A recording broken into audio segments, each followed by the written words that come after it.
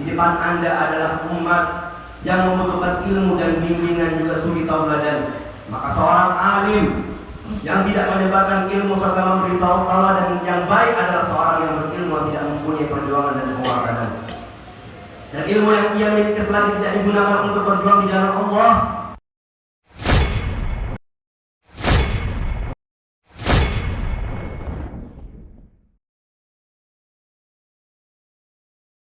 Nurul Kasyaf artinya center, biar apa yang disampaikan masuk ke hati masing-masing, masuk kepada jamaah.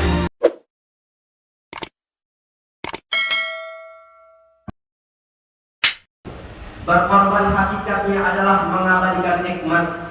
Ada yang punya jabatan, jika Anda menginginkan jabatan Anda adalah jabatan yang bakal abadi kelak di surga Allah, maka relakanlah jabatan yang Anda cintai itu untuk Allah. Memberikan jabatan Anda untuk Allah bukan berarti Anda harus melepas jabatan Anda, akan tetapi pergunakanlah jabatan yang diberikan oleh Allah kepada Anda untuk yang diridhoinya. Amar ma'ruf nahi munkar, menghentikan kejahatan, memudahkan dalam segala kebaikan adalah cara berkorban bagi para pejabat. Banyak kita saksikan saat ini kemungkaran-kemungkaran susah ditangani oleh para ulama, susah ditangani oleh masyarakat. Akan tetapi jika ini ditangani oleh pejabat adalah sangat mudah, akan sangat gampang. Maka beruntunglah Anda menjadi pejabat jika Anda menjadi pejabat yang rela berkorban untuk Allah Subhanahu wa Ta'ala dengan jabatan Anda. Berjuang adalah sebagian bentuk pengorbanan. Maka sungguh celakalah jika ada orang yang diangkat oleh Allah Subhanahu wa Ta'ala dengan jabatan, akan tetapi justru dengan jabatan ia semakin jauh dari Allah Subhanahu wa Ta'ala. Waliyadzubillah min dzalik. Ternyata dengan jabatannya ia telah membuka banyak kemaksiatan dan kemungkaran. Itulah pejabat-pejabat nista yang semestinya jabatan adalah karena untuk menggapai kemuliaan, akan tetapi justru menjadi sebab kehinaan. Semoga pejabat yang ada di sini adalah pejabat ahli surga yang rela berjuang dengan berkorban dengan jabatannya untuk Allah Subhanahu wa Ta'ala. Amin amin ya rabbal alamin. Kaum muslimin dan muslimat yang semoga dimuliakan oleh Allah Subhanahu wa Ta'ala. Dan peringatan Anda wahai orang yang kaya yang dikaruniai oleh Allah dengan harta yang melimpah ruah. Sungguh itu adalah nikmat besar dari Allah Subhanahu wa Ta'ala. Maka jangan sampai nikmat yang begitu besar dari Allah akan sirna begitu saja. Jangan sampai nikmat harta yang diberikan oleh Allah kepada Anda tidak bisa Anda lihat kelak di surga. Maka abadikanlah nikmat tersebut dengan cara berkorban meniru Nabi Ibrahim alaihissalam. Jika Anda termasuk orang yang mencintai harta Anda, maka jadikanlah harta Anda adalah harta yang bakal menemani Anda di alam barzakh dan bakal menemani Anda kelak di surga Allah Subhanahu wa Ta'ala.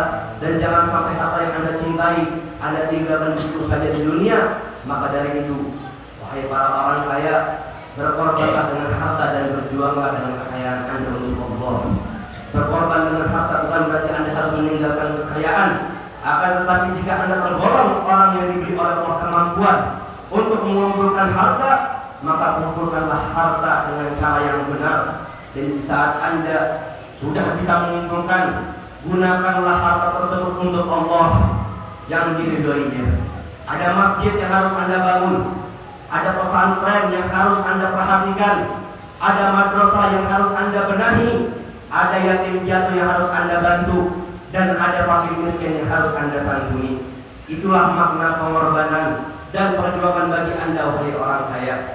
Berkorban dengan harta yang bukan hanya seekor kambing, dan apalah artinya seekor kambing bagi seorang kaya raya seperti Anda. Begitu sebaliknya diberikan oleh Allah dengan harta melimpah ruah, akan tetapi dia tidak diberi oleh Allah jiwa berkorban dengan hartanya.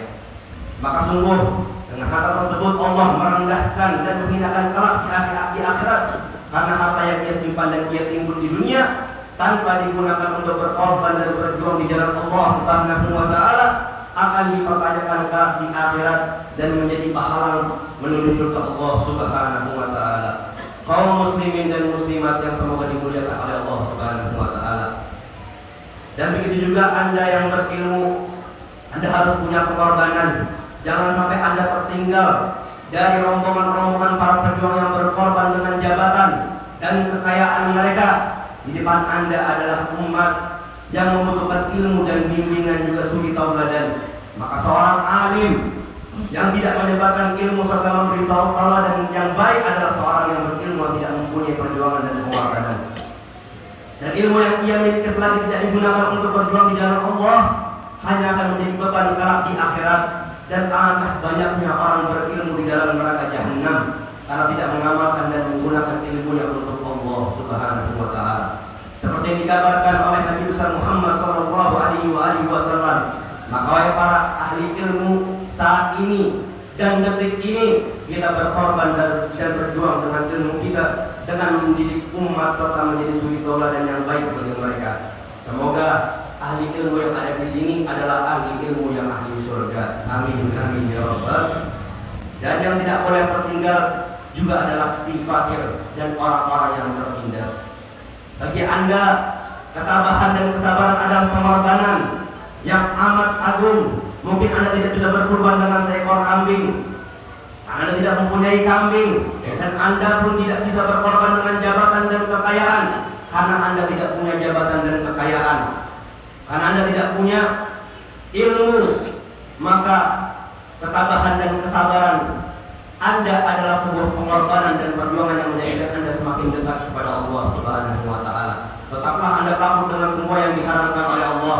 Jangan gara-gara kefakiran lalu Anda tidak peduli mana yang halal dan mana yang haram. Jangan sampai kesengsaraan di dunia adalah mukaddimah kesengsaraan di akhirat. Senantiasalah tabah dan sabar, karena sesungguhnya ketabahan dan kesabaran adalah pengorbanan yang tidak ada tandingnya.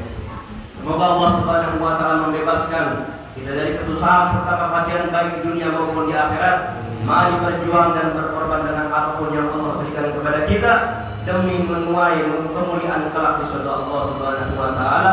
Amin amin ya rabbal alamin. Inna ahsanal kalam ala Allahil malikin